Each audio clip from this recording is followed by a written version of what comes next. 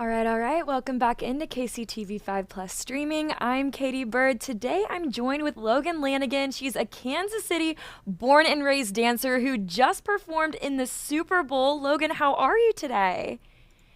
I'm so good. How are you? I'm good. I'm good. Once I saw about your experience on social media, I was like, I have to interview her. I'm so excited. We're going to sit down and chat. I want to start by just asking you about your dance background right here in Kansas City.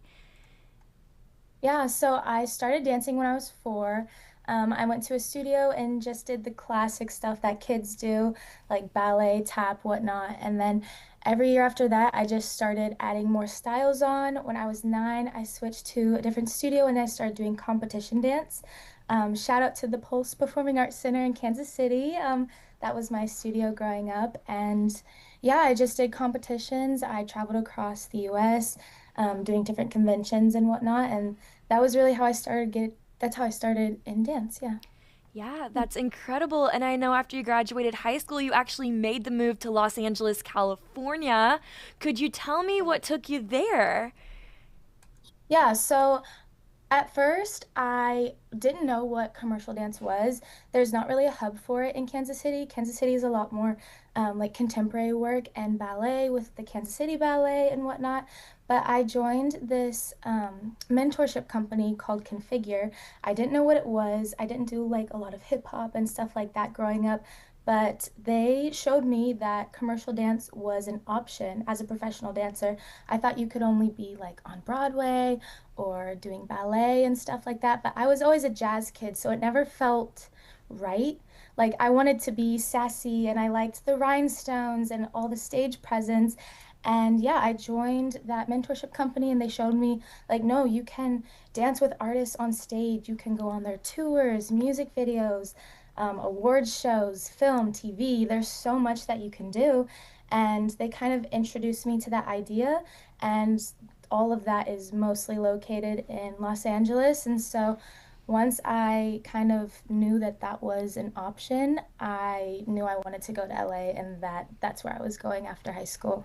Wow, that's incredible. It sounds like commercial dance unlocked a whole new world for you, and it's amazing that you took advantage of that opportunity. Most recently, your opportunity was getting to perform on one of the biggest stages in the world. Over 100 million people watched you perform with Bad Bunny on Sunday. Could you tell me, how did you get that gig? Yeah, so I have a dance agent here in Los Angeles. Most professional dancers do. And so, kind of what will happen is when there's a performance that needs dancers, production will find a choreographer and they'll tell them the specs, as in how many dancers, what kind of dancers are we looking for, what styles, what are the heights that we want, the ethnicity, the genders, all these different things. And the choreographer will then be like, okay, I'm going to go to all the dance agencies and I'm going to give them the specs and they'll give me their roster and we pick and we pick and we pick and they invite people to come to an audition. So there's so much more that goes into it than people think because you have to go through all those channels just to get invited to the audition and then you still have to audition. So I got the audition call for the Super Bowl. I went, did my best, got a call back, continued to do my best and you just pray after it's over and then I got like 2 weeks later I think I got an email from my agent saying that I had booked it and yeah, I couldn't believe it. Wow, that's incredible. When you got that email from your agent, what went through your head at that moment? Honestly, it was very crazy because it was around Christmas time, like right after Christmas, and I was home back in Independence, with my family, obviously, and I had just gotten my tonsils out. So I was mid recovery from getting my tonsils out with like an ice pack on my face, laying on the couch. I couldn't Oh. move my mouth, and I just look at the email, and I was just like, I'm like looking around, like for my dad. I'm like, oh my gosh, like read this. Yeah. Yeah, going through my head, I don't even know. I mean, still, I just finished it, and I truly have no words. It was the most amazing experience. That's incredible. Truly incredible and so fun to watch. I was dancing with you guys, watching here at KCTV5. I want to ask you, so you found out around Christmas time. So, what did the training look like between then and the Super Bowl?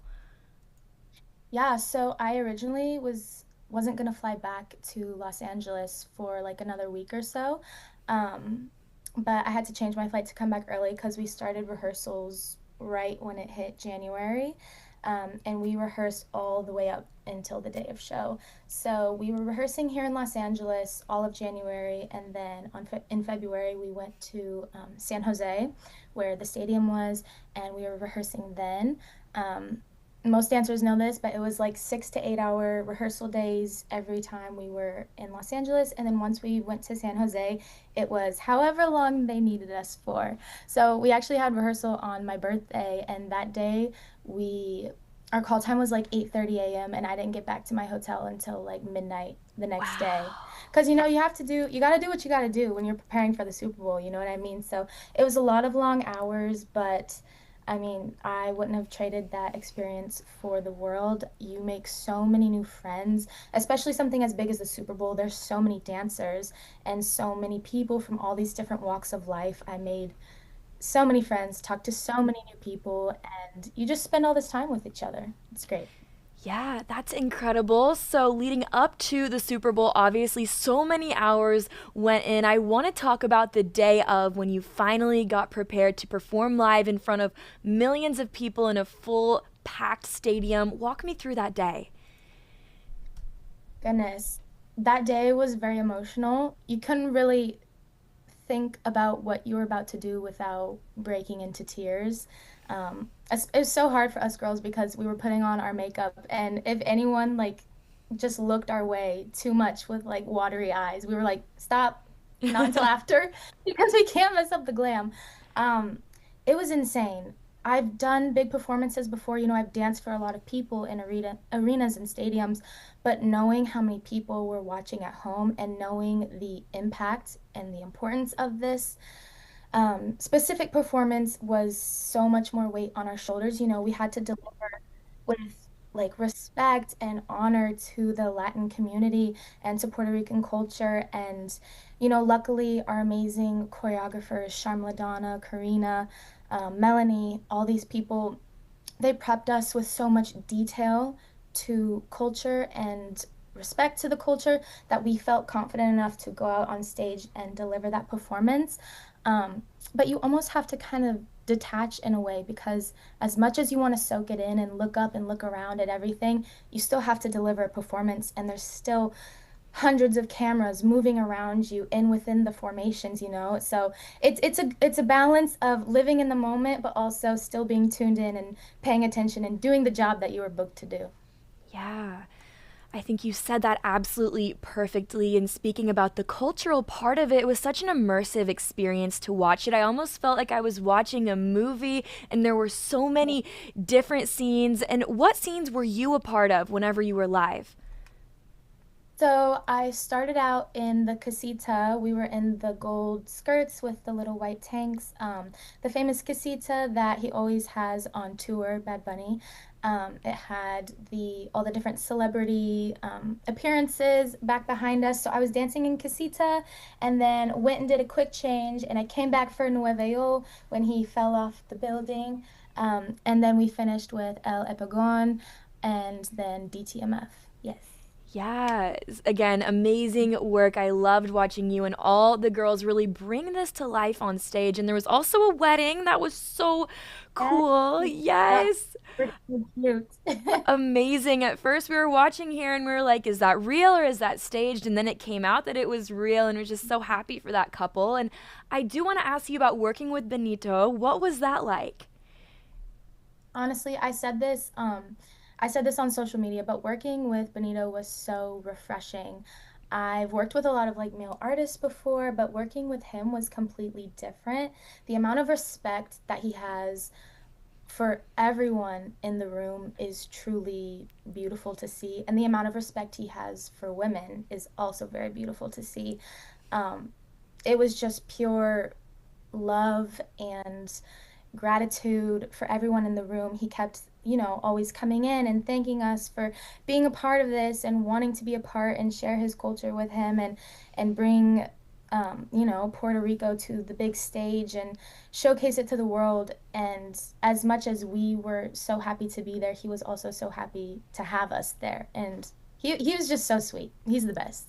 Yeah, that's incredible. And I also saw some videos of a celebration after the performance. What was that like? It looked absolutely electric.